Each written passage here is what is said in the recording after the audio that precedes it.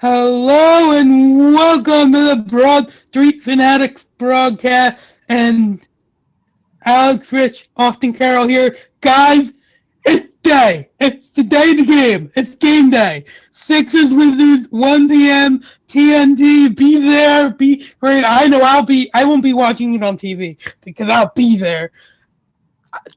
I've been waiting for this day for 20 years.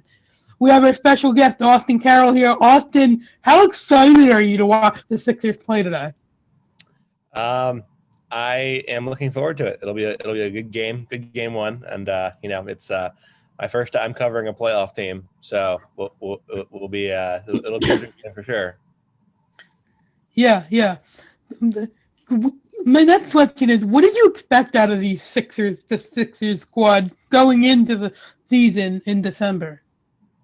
I probably expected, I would think, a 4 or 5 seed, just because they had taken such a step back last season.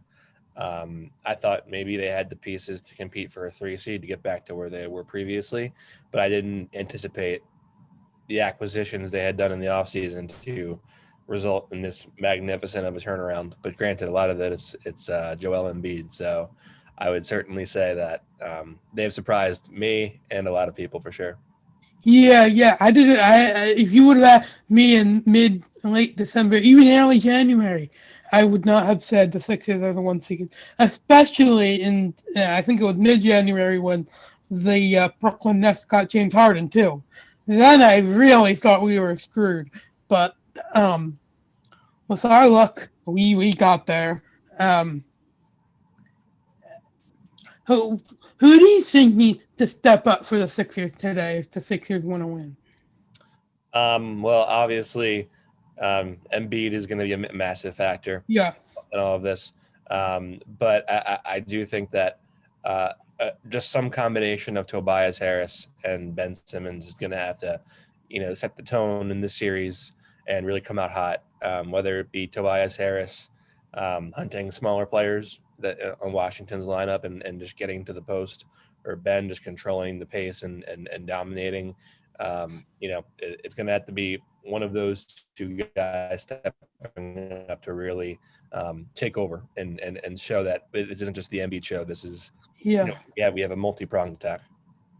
Yeah, we keep getting to Embiid, so I just asked the question, what where do you think the odds are that Embiid? I don't think he's gonna win it. Where do you think he's gonna place in the MVP voting? Well, I do think he's very fairly in the top three for sure. Yeah, yeah, Um, I think ultimately injuries are going to hmm hold him back because I just think the narrative is around Jokic. But if it were up to me, I would vote for Steph Curry. yeah, yeah. I would either vote for Curry or I could vote for either one of them. I think if it wasn't for Embiid getting injured in February, I think it was, and being out for 2.5 weeks, I think we'd be talking about an MVP named Embiid. Um, but that's a different story. Alex, what do you have? Any questions? Awfully quiet. Oh, um, my question is, what do you think about the rotation of the Wizards, and how will that affect the Sixers' defensive system? Um, well, I certainly think that the Wizards offer some problems for the Sixers. I don't think it's going to be a walk in the park defensively, just because they have two high-powered guards who can really put a lot of pressure on the rim, can really score, facilitate, and put their imprint on the game. I think what it comes down to is like when they're defending the pick and roll. Um, they have to adjust their coverages. A lot of times they like to drop Embiid to the basket and sort of funnel the ball to the rim. You can't really do that against the Wizards because they have such dynamic playmaking from their guards. So you really need to be willing to adjust your defensive concepts and stay on them, attached at the hip. So I think it can kind of hurt the Sixers because it's sort of their weakness is guard play, but I think they also have the personnel to mitigate anything else around them. So even if those two guys go off and Westbrook and Beal, they can still sort of take away everything else. My next question is, if the Sixers play the Knicks in the second round, what do you think about that matchup and moving forward? So with that matchup, I think what I would say is it's a lot not easier because they're still a good team, but their strengths feed right into the Sixers' strengths defensively. So I mean they're not heavy on guard play. They're just really tough physical bruisers in the paint. They rely heavily on Julius Randle, who's had an amazing year, but the Sixers have the bodies to sort of match up with Randle. So I think that even though they're a better team, that in a lot of ways can sort of feed right into the Sixers' strengths. And I think they would win the series in 5 or 6, but I would anticipate that being less of an annoying series maybe than the Wizards. Yeah, we also have to remember the stat that Ben Simmons has never lost to the Knicks. I mean, bound to happen someday, but we can still run on that stat until he loses to the Knicks. Right. That stat sometimes is comforting to me when the Sixers are bad. And they're playing the Knicks. I'll be like, oh, Ben Simmons never lost the Knicks, so we'll be fine. All right, keep going, Alex. So let's say the Sixers play the Knicks in the second round.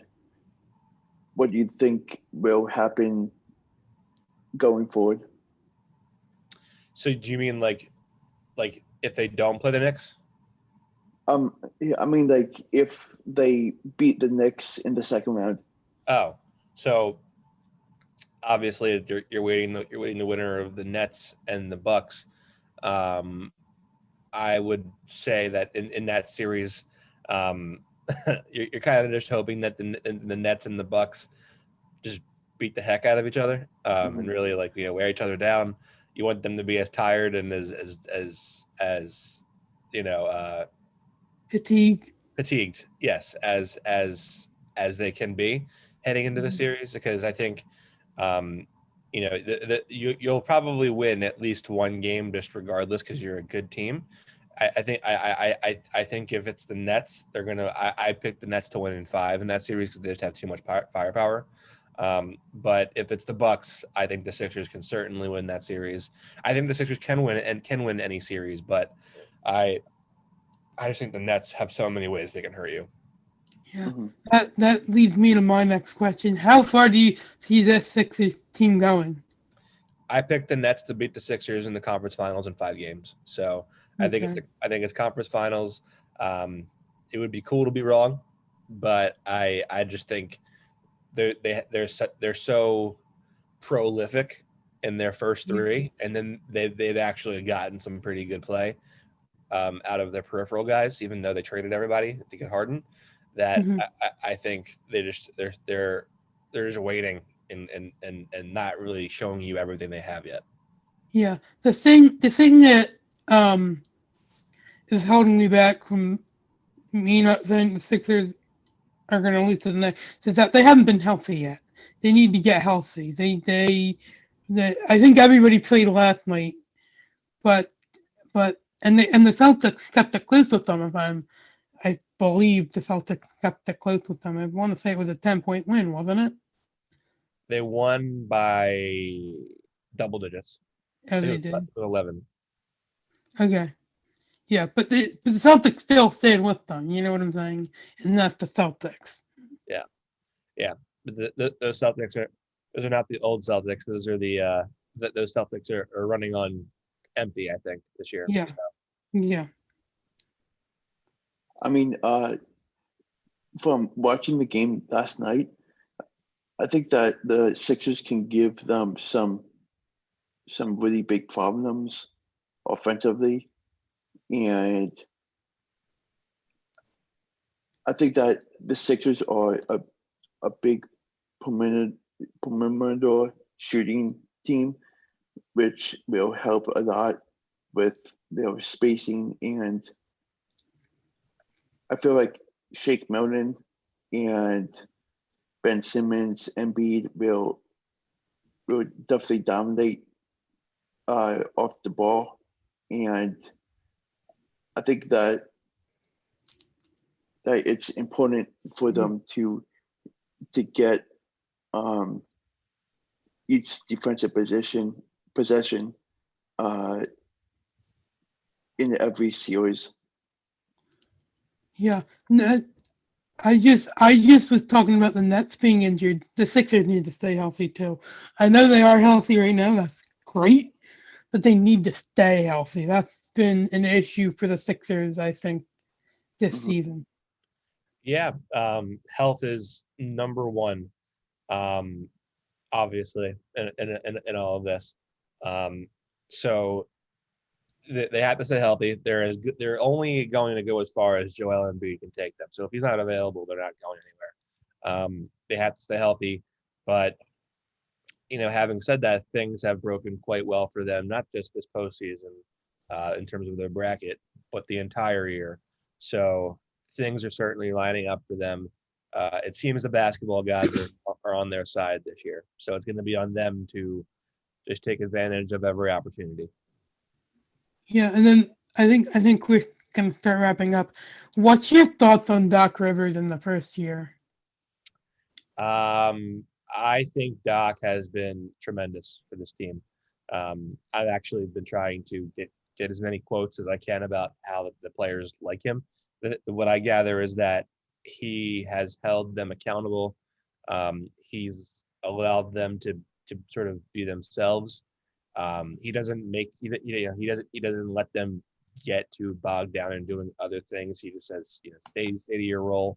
But he also has, earned tremendous buy-in from his guys, and I think you would see that reflected in how they defend, how they're playing, in terms of their offensive strategy. I think he's been just an incredible addition for them. Yeah, I really do. I just hope we don't get a 3-1 lead in the series and he blows it. I hope. Yep. Because I think that's one of the things he's known for. At least he did it last year. Yeah. Alex, any other questions, or should we wrap up? So I just wanted to give you my finals prediction. I got a pretty unique prediction. I have Sixers in 6 against the Phoenix Suns. Okay. I actually have the Suns getting to the finals and losing to the Nets, but I do like that prediction. I think and it's a fascinating matchup. I like that Suns team a lot. Same. Yeah. I don't think it's gonna be the Lakers. I think the Lakers are. I'm not gonna say they're bad this year, but they're not what they were last year. Yeah, they've been certainly injured all season long. So we'll see if it comes back to bite them or not. Yeah, well, they have to play Phoenix, so we all think Phoenix is going to be in the Western Conference or maybe even final. So I guess that gives all of our predictions away. Who we think's winning that series. That's right. But that's been the Broad Street Fanatic broadcast. Remember to watch the game. We'll be back tomorrow. Thanks for listening, guys. Have a great Sunday.